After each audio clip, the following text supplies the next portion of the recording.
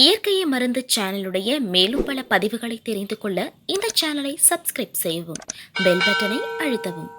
மேலும் மருத்துவரின் ஆலோசனை பெற இந்த வீடியோவில் உள்ள எண்ணிற்கு தொடர்பு கொள்ளவும். இயற்கை மருந்தினர்களுக்கு வணக்கம். நம்முடைய அருகில் பாரம்பரிய சித்த வைத்திய மதிப்புக்குரிய விஜயரமண ஐயா இருக்காரு.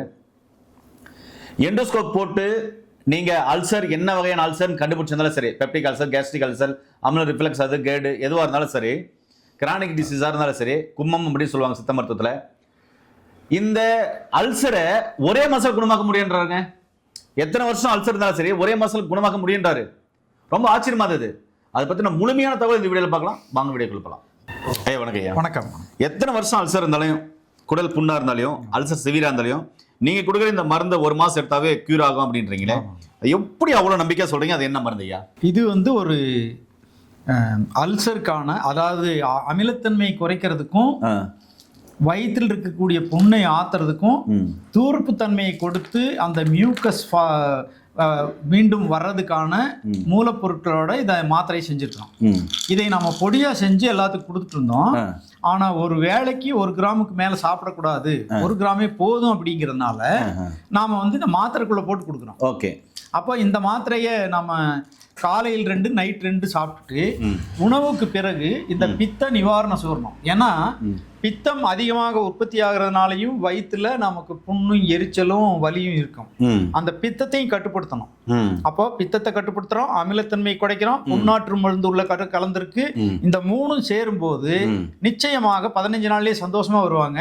30வது நாள் நல்லா இருக்குன்னு சொல்லிடுவாங்க.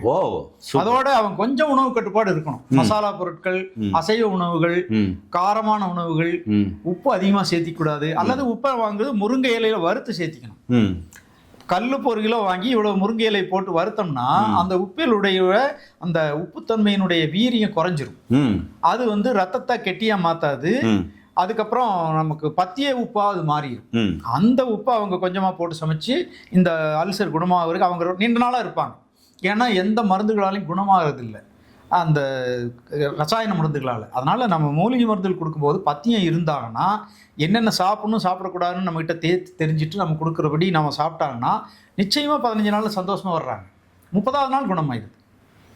எவ்வளோ நாள் இருந்தாலும் சரி. ஏன்னா நாம் நீண்ட காலமாக ஆராய்ச்சி பண்ணி ஒவ்வொரு மருந்தாக செஞ்சு பார்த்து அதில் சிறந்தது எதுன்னு தேர்ந்தெடுத்து இதில் அந்த பொடியை தான் இதுக்குள்ளே போட்டு கொடுக்குறோம், இந்த மாத்திரைக்குள்ளே. ஓகே. இந்த மாத்திரை அந்த பொடியை உள்ளடக்கியது, அவ்வளோதான். பொடியாக கொடுத்தாச்சுன்னா ஒரு நாளைக்கு 2 கிராம், ஒரு நாளைக்கு 4 கிராம் மாறி மாறி சாப்பிட்டா அவங்களுக்கு அளவு மாறிடும். அதுக்காக நம்ம ஒரு அளவு இருக்கிறனுங்கிறதுக்காக மாத்திரைக்குள்ளே போட்டுருக்கோம். இதை 2 காலையில் நைட்டு உணவுக்கு முன் சாப்பிடணும். உணவுக்கு பின் பித்த நிவாரண சூர்ணம் 1 ஸ்பூன் வாயில போட்டு கொஞ்சம் தண்ணி குடிச்சிட்டா போதும்.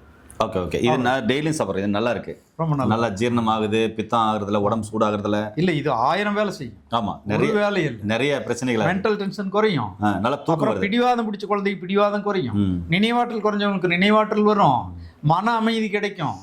அதுவோ கை எரிச்சல், கால் எரிச்சல், கண் எரிச்சல், எங்கேயாவது எரிச்சல் இருக்கும், யூரின் எரிச்சல், எல்லா எரிச்சலையும் இது நீக்கும். யூரின் எரிச்சலுக்கு மட்டும் இதை சாப்பிட்டு இளநீ மேலே குடிச்சிட்டா இளநீ இதுவும் சேர்ந்து யூரின் எரிச்சல் அப்பவே நிறுத்திடும். இந்த மாதிரி 1000 வேலை செய்யக்கூடியது இந்த பித்த நிவாரணம். எல்லாரும் இன்னொன்று பண்ணலாம், இதை டீ மாதிரி கூட வச்சு குடிக்கலாம். இதை காலையில் இதே இனிப்பாக தான் இருக்கு. இனிப்பா இருக்கு. நம்ம இதை 1 ஸ்பூன் 1 டம்ளர் தண்ணிக்குள்ளே போட்டு கொதிக்க வச்சு தேவைப்பட்டா நாட்டு சக்கரை கொஞ்சம் போட்டு அப்படியே குடிச்சுக்கலாம். குடிச்சாச்சுன்னா காலையிலேயே பித்தம் குறைஞ்சிரும்.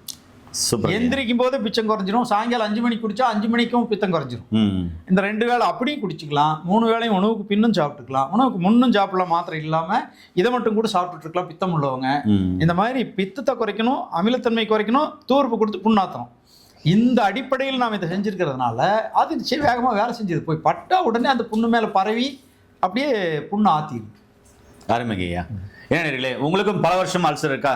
கவலையப்பட வேண்டாம். கீழே போற நம்பருக்கு கால் பண்ணுங்க. படிச்ச பட்டதாரி மருத்துவ மூலம் இந்த மருந்துகள் கொடுக்கறது வாங்கி சாப்பிட்டு நோய் நொடி இல்லாமல் ஆரோக்கியமாளுங்க.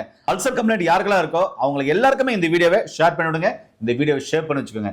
மீண்டும் ஒரு அருமையான பதிவில் சந்திக்கும் வரை உங்களிருந்து விடைபெறுவது குடும்பத்தில் ஒருவனாக உங்கள் அன்பு சோனாரிதாஸ். நன்றி, வணக்கம். வணக்கம்.